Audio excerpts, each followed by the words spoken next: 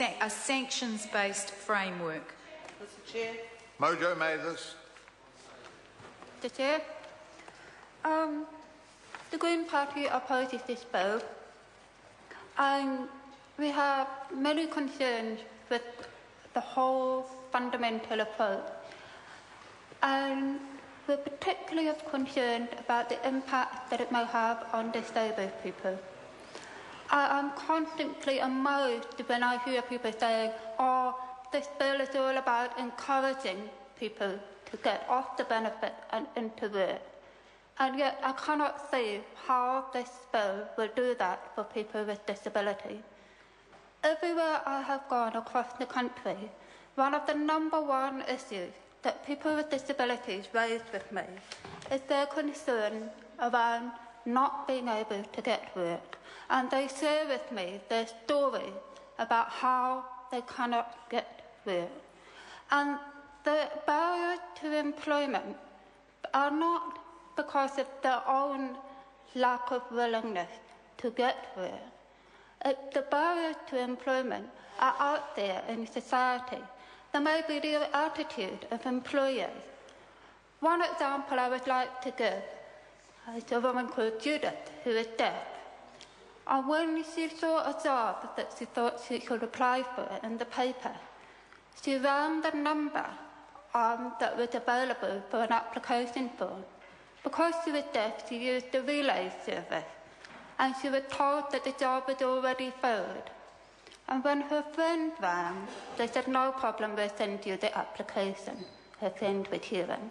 So she couldn't even get an application form sent to her because she was ruled out on the basis of being deaf right from the start. There are endless stories like this of the kind of day-to-day challenges of trying to even get a foot in the door for people with disabilities. And so this is why there is so much concern around the focus on work assessment model.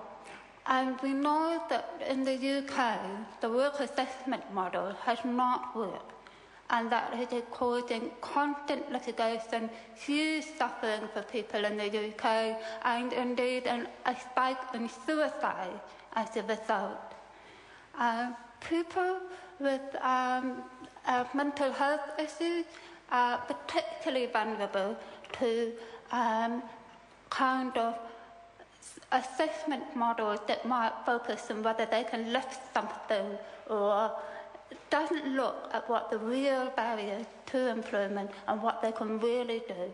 It should not be part of this bill. Assessment model can work if the sole focus of assessment is just to help the person identify what they can do best, identify their strengths and abilities, and get into some find work that matches these strengths and abilities.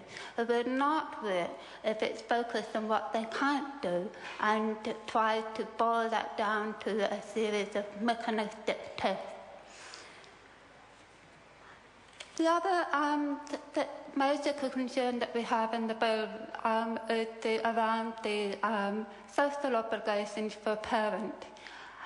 I've already spoken at the second reading about how many parents are just simply, their child is simply not ready to attend an early learning childhood education centre, but a huge proportion of solo parents in particular with a child on a benefit, about 26% of them have a child with a disability.